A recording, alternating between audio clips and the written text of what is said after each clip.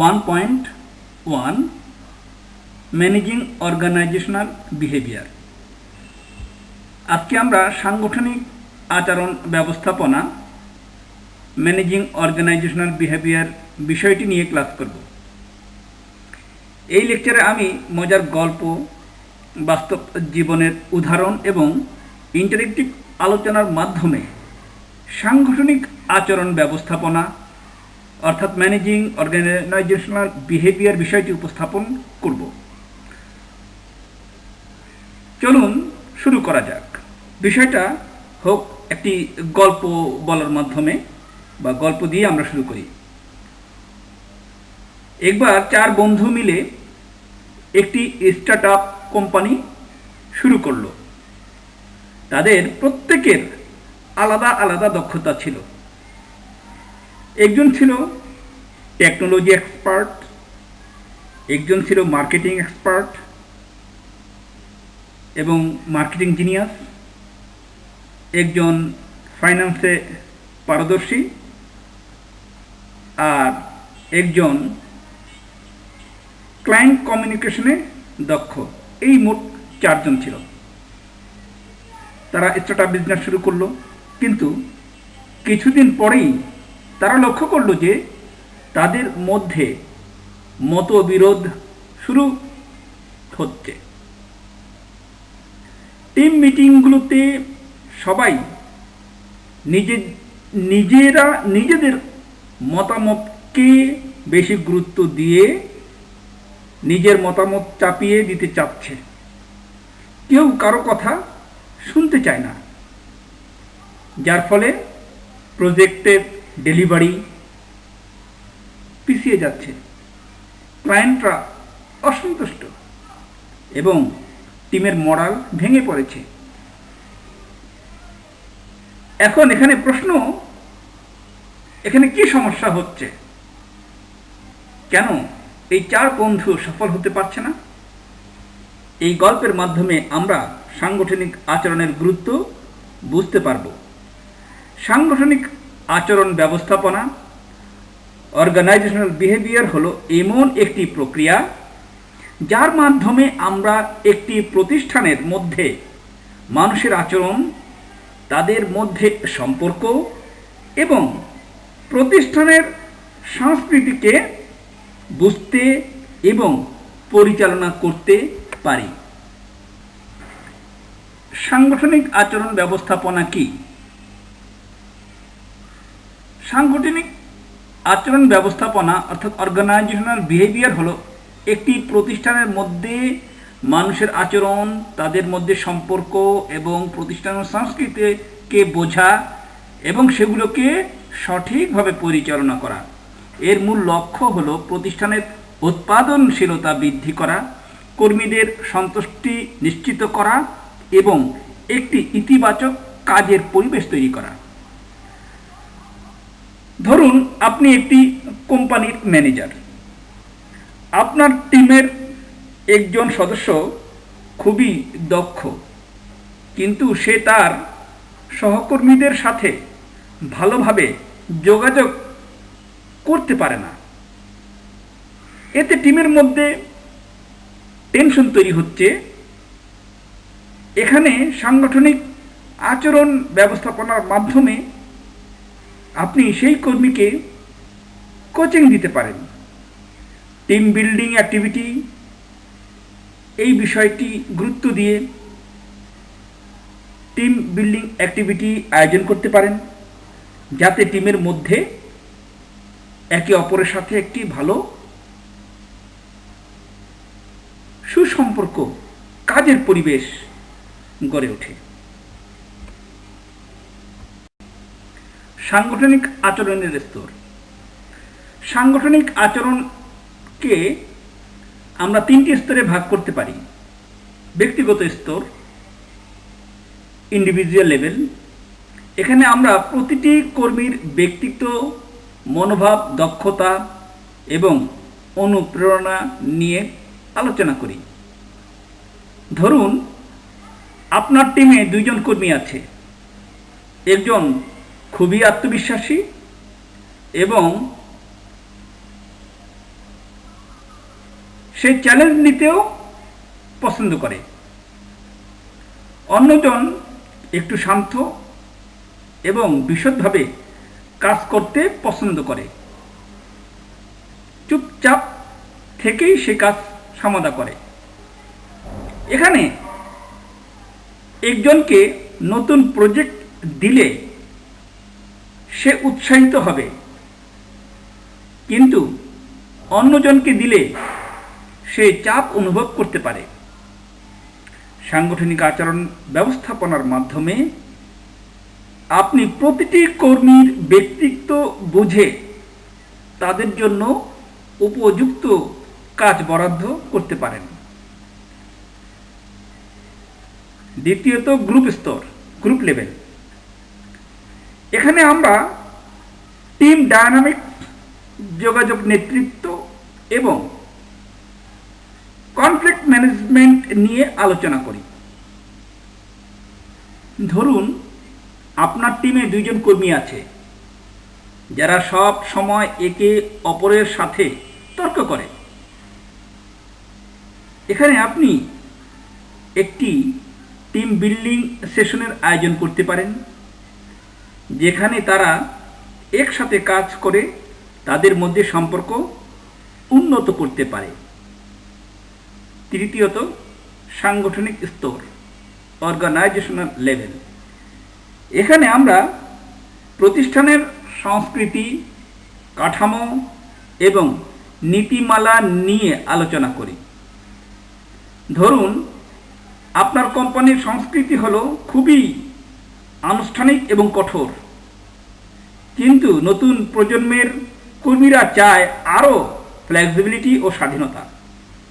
এখানে সাংগঠনিক আচরণ ব্যবস্থাপনার মাধ্যমে আপনি প্রতিষ্ঠানের সংস্কৃতিকে আধুনিকায়ন করতে পারেন, যাতে নতুন এবং পুরনো কর্মীরা একসাথে ভালোভাবে কাজ করতে পারে। সাংগঠনিক আচরণের গুরুত্ব। সাংগঠনিক আচরণকে 4টি স্তরে ভাগ করা যায়। 1, কর্মীদের অনুপ্রেরণা বৃদ্ধি, কর্মীদের মধ্যে সম্পর্ক উন্নত করা, কনফ্লিক্ট ম্যানেজমেন্ট, প্রতিষ্ঠানের সংস্কৃতি গঠন। আমি একটি গল্প বলতেছি। কর্মীদের অনুপ্রেরণা বৃদ্ধি এর উপরে। সাইমা নামে এক গার্মেন্টস কর্মীর গল্প। সাইমা ঢাকায় একটি গার্মেন্টস কারখানায় কাজ করে। সে প্রতিদিন ঠিকঠাক কাজ করলেও কখনোই তার কাজের জন্য আলাদা কোনো প্রশংসা হয় না বা সে প্রশংসা পায় না। ফলে তার কাজের প্রতি আগ্রহ ধীরে ধীরে কমতে থাকে। একদিন নতুন ম্যানেজার রফিক সাহেব একটি ছোট উদ্যোগ নিলেন। তিনি সপ্তাহের সেরা কর্মীকে পুরস্কার দিতে শুরু করলেন।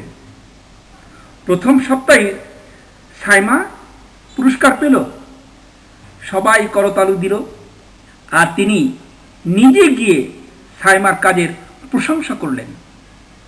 এতেই সাইমার ভেতরে এক নতুন শক্তি উদিত হলো।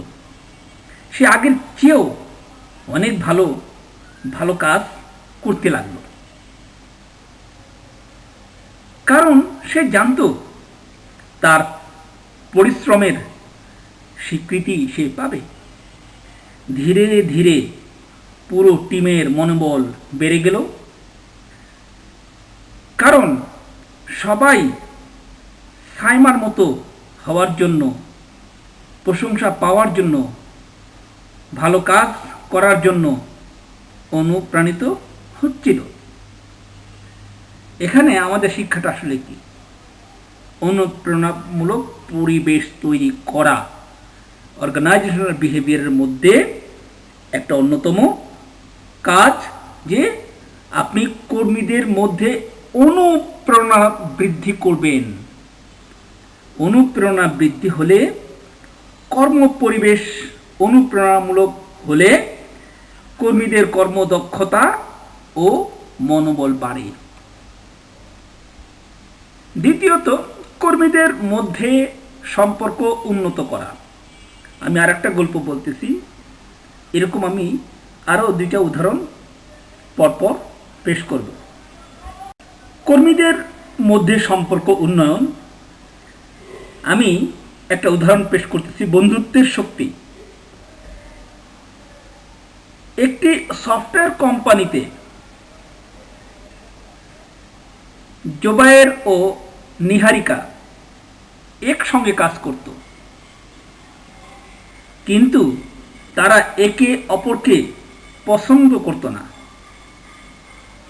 শুধু অফিসিয়াল ডেকোরাম মেনটেন করত, কিন্তু একে অপরকে তাদের মধ্যে মনোমালিন্য বা একজন আরেকজনকে পছন্দ করত না। তাদের মধ্যে প্রায়ই কাজের ব্যাপারে মতবিরোধ হতো এবং প্রায়শই এই বিষয়ে ঊর্ধ্বতন কর্তৃপক্ষের দৃষ্টিগোচরও হতো। ম্যানেজার একদিন তাদের দুজনকে একটি টিম প্রজেক্ট একসঙ্গে কাজ করার দায়িত্ব দিলেন, অর্থাৎ একটা টিম দুজনে একসাথে কাজ করবে। সেই সঙ্গে তিনি একটি নীতিও চালু করলেন, প্রতি শুক্রবার সবাই একসঙ্গে বসে কাজের অভিজ্ঞতা শেয়ার করবে একে অপরে, অর্থাৎ জুবায়ের ও নিহারিকার মধ্যে। সো ধীরে ধীরে জুবায়ের ও নিহারিকা একে অপরের দৃষ্টিভঙ্গি বুঝতে শিখল, কেননা তারা একসাথে এখন কাজ করতেছে। তারা শুধু ভালো সহকর্মী নয়, বরং ভালো বন্ধু হয়ে উঠল। এরপর অফিসের পরিবেশও অনেক বেশি সৌহার্দ্যপূর্ণ হয়ে গেল। এখানে আমরা কি শিখতে পারলাম? অর্গানাইজেশনাল বিহেভিয়ার, অর্থাৎ ম্যানেজমেন্টের দৃষ্টি আকর্ষণ, ম্যানেজারের কার্যক্রম এবং একে অপরের মধ্যে সৌহার্দ্যপূর্ণ এবং একে অপরের কাজের প্রতি সম্মান। শিক্ষাটা সহকর্মীদের মধ্যে সম্পর্ক উন্নয়ন করলে দলগত কাজ আরও ফলপ্রসূ হয়। এটি হলো আমাদের এই উদাহরণের শিক্ষা। আমি তৃতীয়ত কনফ্লিক্ট ম্যানেজমেন্ট নিয়ে আলোচনা করতেছি। এখানে কনফ্লিক্ট ম্যানেজমেন্ট অর্থাৎ প্রতিদ্বন্দ্বিতাপূর্ণ বিষয়।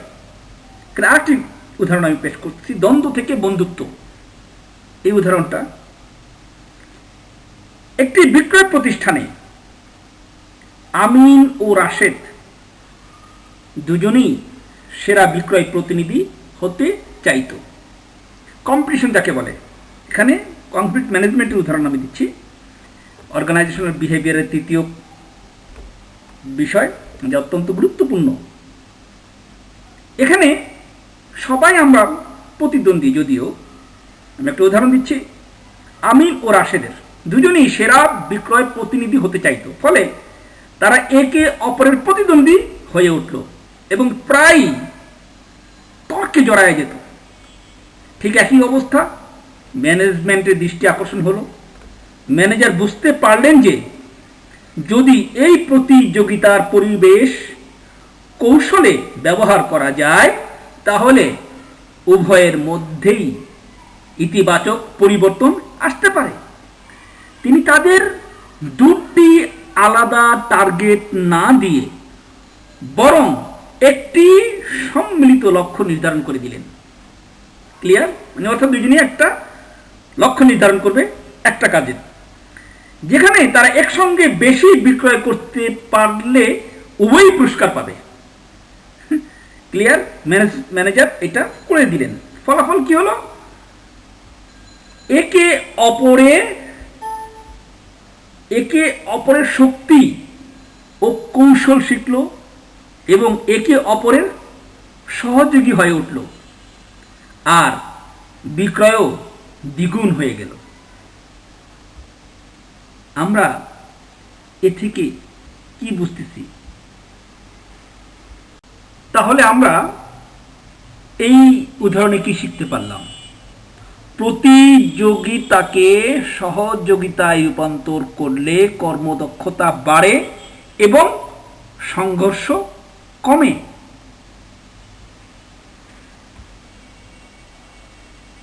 উদাহরণ, প্রতিষ্ঠানের সংস্কৃতি গঠন। একটি উদাহরণ দিচ্ছি, সংস্কৃতির রূপায়ণ। একজন প্রতিষ্ঠাতা মানে শিল্পপতি একটি নতুন স্টার্ট আপ কোম্পানি তৈরি করলেন ও কোম্পানি চালু হলো। এখানে কোম্পানি প্রতিষ্ঠাতা চান কর্মীরা অফিসকে নিজের পরিবার ভাবুক, কেননা অধিকাংশ সময় কর্মীরা অফিসে বা তার কর্মক্ষেত্রেই থাকতে হয়। তাই তিনি এমন একটি সংস্কৃতি তৈরি করলেন যেখানে সবাই একে অপরকে সম্মান করবে, কাজের চাপ থাকলেও দলগতভাবে সেটি সামলাবে এবং অফিসের পরিবেশ হবে খুবই ইতিবাচক। প্রতি মাসে একটি ফান্ডে রাখা হলো যেখানে সবাই একসঙ্গে আড্ডা দেবে, খেলাধুলা করবে এবং নিজের অভিজ্ঞতা শেয়ার করবে সেই ফান্ডেতে। অফিসের মধ্যে ওপেন ডে পলিসি চালু করা হলো যাতে কর্মীরা সহজেই ঊর্ধ্বতনদের সাথে সরাসরি খোলামেলা কথা বলতে পারে। ফলাফল কি দাঁড়ালো? কর্মীরা অফিসকে শুধুমাত্র কাজের জায়গাই নয়, বরং দ্বিতীয় পরিবার হিসেবে ভাবতে শুরু করলো। অফিসের কর্মদক্ষতা ও উদ্ভাবনী শক্তি কয়েক গুণ বেড়ে গেল। এর মাধ্যমে আমরা কি শিক্ষাটা অর্জন করলাম? একটি ইতিবাচক সাংগঠনিক সংস্কৃতি প্রতিষ্ঠানের টেকসই উন্নয়নের জন্য অপরিহার্য। তাহলে আমরা বলতে পারি সাংগঠনিক আচরণ ব্যবস্থাপনা হলো একটি প্রতিষ্ঠানের সাফল্যের চাবিকাঠি। তাহলে কি? Organisational behaviour and managing organisational behaviour is the key to success. এটি শুধু প্রতিষ্ঠানের জন্য নয়, বরং প্রতিটি কর্মীর ব্যক্তিগত বিকাশের জন্য গুরুত্বপূর্ণ। আমরা আজকের ক্লাসে শিখলাম কিভাবে ব্যক্তিগত, গ্রুপ এবং সাংগঠনিক স্তরে সাংগঠনিক আচরণ ব্যবস্থাপনা কাজ করে। আশা করি লেকচারটি আপনাদের সকলের জন্য শিক্ষণীয় হবে এবং হয়েছে। সাংগঠনিক আচরণ ব্যবস্থাপনা অর্থাৎ ম্যানেজিং অর্গানাইজেশনাল বিহেভিয়ার বিষয়টি নিয়ে আপনাদের কোনো প্রশ্ন যদি থাকে তাহলে আমাকে মেইল করবেন বা ইনবক্স করবেন। আমি সেগুলো নিয়ে পরবর্তী সেশনে বা একটা নতুন সেশন তৈরি করে বিস্তর আলোচনা করব। ধন্যবাদ সবাইকে, ভালো থাকবেন। আজকে এই ক্লাসে পুরো এইচআর ম্যানেজমেন্টের 8 ভাগের 1 ভাগ অর্থাৎ ম্যানেজিং অর্গানাইজেশনাল বিহেভিয়ারটা আমরা সমাপ্ত করেছি। পরবর্তীতে আমি স্ট্র্যাটেজিক এইচআরএম কৌশলগত মানব সম্পদ ব্যবস্থাপনা নিয়ে আলোচনা করব এবং ওই ক্লাসেও আমি খুব সহজ কৌশলে এই ক্লাসটা টোটাল আলোচনা করতে চেষ্টা করব। তাই আমরা আগামী ক্লাসে সবাই অংশগ্রহণ করব ইনশাআল্লাহ। ধন্যবাদ সবাইকে।